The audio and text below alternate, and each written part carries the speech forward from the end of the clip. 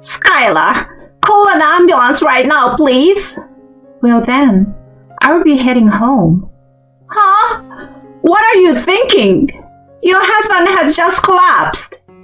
This is how my mother-in-law Barbara confronted me, and my father-in-law Harvey looked at me with a puzzled expression. I explained everything to defend myself. Harvey, the reason my husband collapsed is because of your wife. My name is Skylar. I'm a 32-year-old homemaker. I married Conrad 2 years ago. We met at work. He was a junior colleague at the same company, 3 years younger than me. Skylar, would you like to have dinner sometime? He asked me out first. Oh, you mean with everyone? Sure, that sounds nice. No, I meant just the two of us. He said so, looking straight at me. I had never been approached by a man like that before, and I initially declined. But he kept asking, and I eventually went out to dinner with him. Despite being young, he was calm, and we really clicked. After a few more dates, we started a relationship. A year later, he proposed, and we got married. I was so happy to marry the man I loved. After getting married, I quit my job. Although I received lots of congratulations from my colleagues, I soon began to regret marrying him. Oh, good morning, sweetheart. Did you make breakfast? It's ready. He always seemed grumpy in the mornings due to low blood pressure. What's this? Well, it's fried eggs, lettuce salad, and toast. I can see that, duh. I'm talking about the eggs. Why are the eggs runny? Oh, well, I heard that runny eggs are easier to digest. You know, you once said you have a weak stomach. Don't do anything like that. I want my eggs fully cooked. Remember that. Noted. Make it again. What? I can't eat this. Make it again. He then threw the eggs I made into the trash. I'm eating toast, so make it quick. I was stunned. What are you doing? Don't just stand there. His harsh words snapped me out of it, and I quickly remade his eggs. He ate without a word, didn't clean up after himself, and started getting ready for the day. I was shocked by his behavior so soon after our marriage. But I had quit my job and still loved him. I didn't want to get a divorce so easily after being blessed by so many. I thought he was just not a morning person. That's what I told myself, and decided to see how things went. In the evenings, he was different. Not grumpy like in the mornings. Oh, fried chicken tonight. Nice. It will be ready in a bit. I've also chilled some beer for you. Great. I will shower first. He was kind and cheerful, just like when we were dating. Dinner was enjoyable, and we had lively conversations. I was relieved, thinking he was just not a morning person. I was careful with breakfast, avoiding anything that upset him, and noting down his preferences to avoid repeats. Gradually, I got used to managing his moods and our distance in the mornings, and became perfect at managing our household. He seemed satisfied with our daily life. He was very kind in the evenings and on his days off, and we shared some quality time together. We were living a happy newlywed life, but it didn't last long. What? A transfer? Yeah, it's still in the city. I see. But the commute will be tough, so let's move. We are renting now. Let's move to a condo near my office. Well, I guess we could do that. I wasn't opposed, and I didn't really like the layout of our current place anyway. So we visited real estate agencies to find a new place. How about this place? Yeah, but it seems a bit expensive.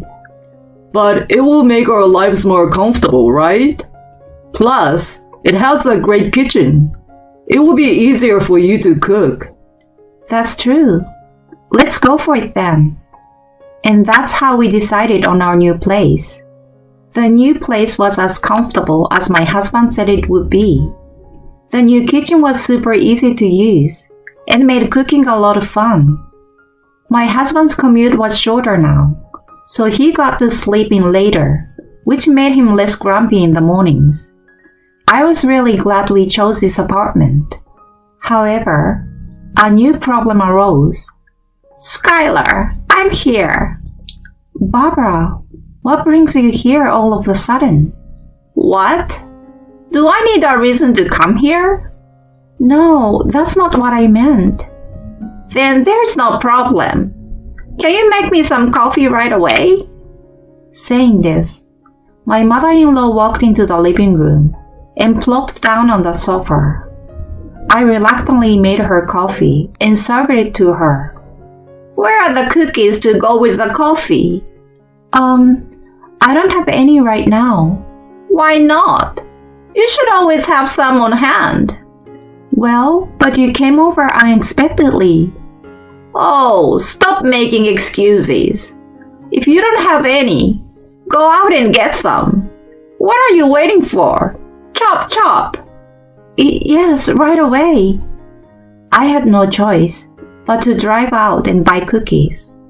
When I hurried back, she seemed satisfied, enjoying her coffee with the cookies. Next time, be better prepared. Unbelievable. I didn't want her to come over again. Our new apartment was only a 10 minutes walk from my in-laws, so she started dropping by unannounced during the day. That night, I brought it up with my husband. Hey, Conrad, your mom dropped by today unannounced. Oh yeah? What did she want? Nothing really. She just made me go buy cookies and then relax before leaving. She even told me to keep sweets on hand for her next visit. I see. Well, you should do as she says. What? Mom loves sweets. Did you even listen to me? Yeah, so you messed up, right? Be careful next time. I was speechless. Even though my mother-in-law was being unreasonable, he didn't think she was at fault. Instead, he blamed me. Wow, hold on. It's really inconvenient if she keeps coming over like this, you know. Why? Well, she's your mother, and it's stressful. Plus, she criticized my cleaning today and even my taste in interior decor. That's not criticism. It's advice. Listen to her. He was getting visibly irritated, but I couldn't back down on this. I've been doing fine until now, and you never complained. She's nitpicking everything. If she keeps coming over and criticizing like this, it's going to be unbearable. Are you talking shit about my mother? No, that's not what I mean. But her frequent visits are a problem. If my mom wants to come, let her come. I pay the rent here. You don't have the say. He yelled this and locked himself in a room.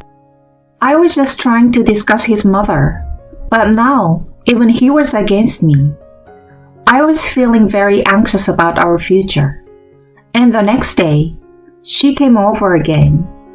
So, Skylar, I heard you upset my son.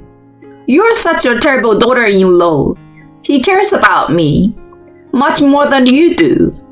You're awful for making it sound like I'm the bad one. Now will you make me some coffee? She said this with a triumphant look, turned on the TV, and lay on the sofa. Then, I cooked her lunch, cleaned, and did laundry while she nagged me incessantly. You're such a useless daughter-in-law, and you call yourself a woman? You're so incompetent. She kept berating me. She even started staying over for dinner often, criticizing everything about me to Conrad. He began saying terrible things like, Maybe it was a mistake to marry you. He started treating me terribly because of his mother, becoming as grumpy as he used to be in the mornings. Those days continued, and I reached my limit. As a housewife, would I just be scorned and treated like a slave by them both? It was around that time when a friend suddenly sent me a photo. "Isn't this your husband?" I was shocked when I saw the photo. In broad daylight, my husband was walking arm in arm with an unknown woman. No way. Normally, a man wouldn't walk arm in arm with a woman other than his wife. This had to mean he was having an affair. I immediately hired a detective agency to investigate, and evidence of my husband's infidelity quickly accumulated. Unbelievable. He berated me so much, yet he was the one having an affair. I was determined to make him pay and started preparing for a divorce. First, I needed to secure a job to support myself after the divorce. I started going to job interviews at various companies during weekdays, and eventually, I landed a new job. I also found an apartment for myself and arranged to move out soon. In the midst of all this, my unsuspecting husband announced, My mom's birthday is coming up, so we are having a dinner party at her place. I didn't want to go, but I thought this might be my last interaction with my in-laws. I decided it was better to quietly attend than to refuse and deal with my husband's anger. That weekend, Conrad and I went to his parents' house. Harvey, my father-in-law, greeted me warmly. It's been a while, Skylar. Hi, it's so great to see you again. He was the only reasonable person in my husband's family, but he often traveled for work and wasn't home much, so I rarely saw him except on occasions like this. I've prepared a lot of delicious food today. Barbara said this as she laid out a feast on the dining table. Honey, this is amazing. You are suddenly outdone yourself. The men were impressed, and Barbara looked proud. If you only saw this scene, you'd think we were a happy family. But knowing my husband and Barbara's true nature, I couldn't help but feel uneasy. I watched the food she prepared very carefully. She served it on large platters, and everything on the dining table seemed untouched. I waited until the men started eating before I touched any food. The food was delicious and seemed fine. I thought maybe this would end without incident. But then, my husband and Barbara started whispering in the kitchen. They had mentioned preparing cake and tea. Maybe they were planning something. I observed them even more closely. Then, I saw her put some powdery substance into one of the teacups. What could that be? It was undoubtedly intended for me. They were smirking. I wondered how I could get out of this situation. They started serving the tea and cake at the table. Then Barbara left to call her husband. That's when I got an idea. I made a phone call to a specific person.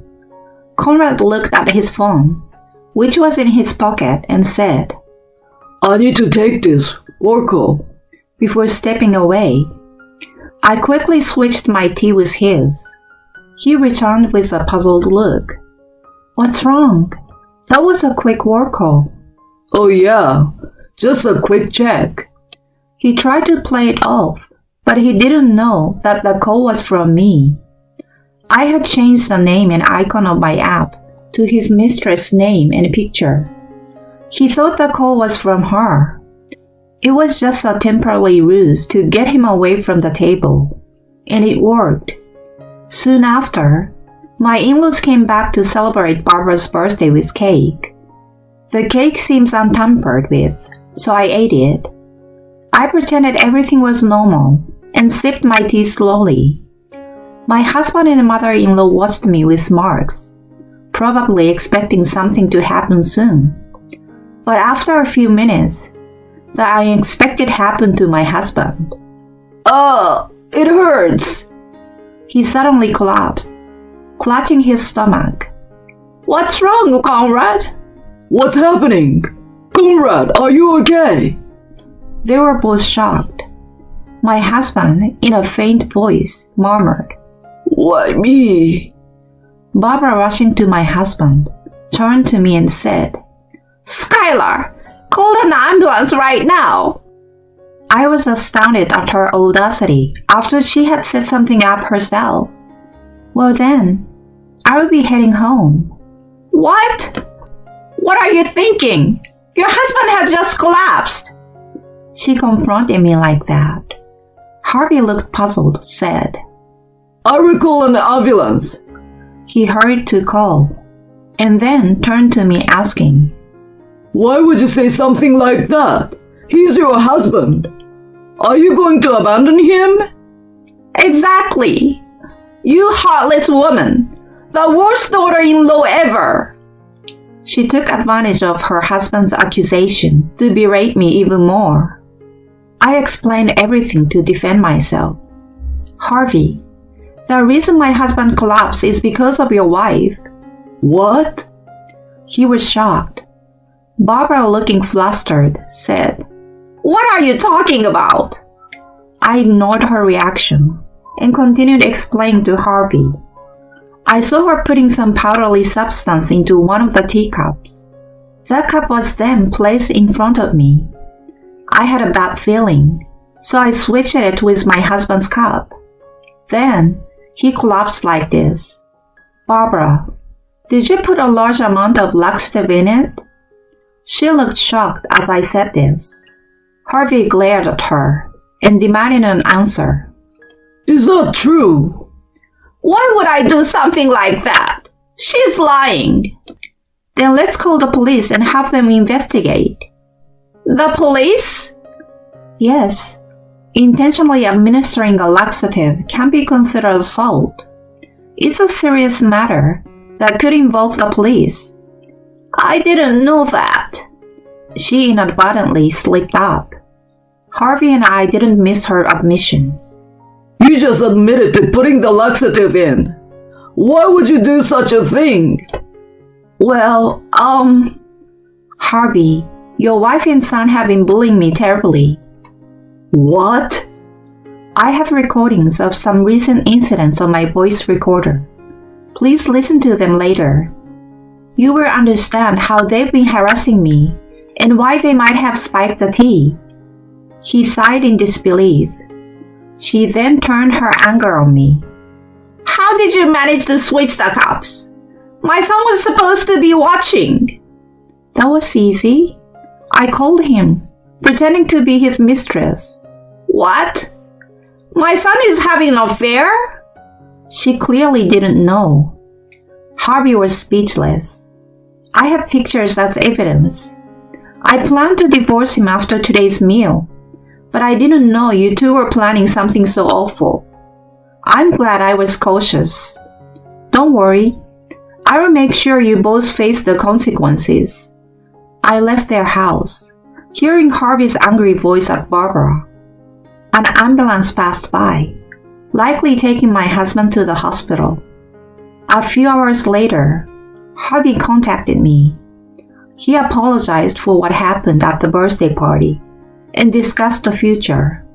He had scolded them and ensured that Conrad would agree to a divorce and pay alimony for the affair. He also said I could claim compensation for the emotional distress caused by their abuse. I gratefully demanded everything I was owed, including compensation from the mistress. Harvey, affected by the incident, decided to divorce Barbara. Having never worked, she ended up moving in with my ex-husband, where she found the mistress already living, leading to constant arguments between them. Conrad, burdened with hefty alimony, higher rent, and the cost of supporting 3 adults, was worn out both physically and mentally. With no allies at work due to his affair, he lived in isolated misery. Karma is a bitch. As for me, I successfully moved to a new place and started a new life. I'm working hard at my new job and enjoying the comfort of my new home. For now, I'm focusing on my career, planning to start studying for qualifications to further advance in my field.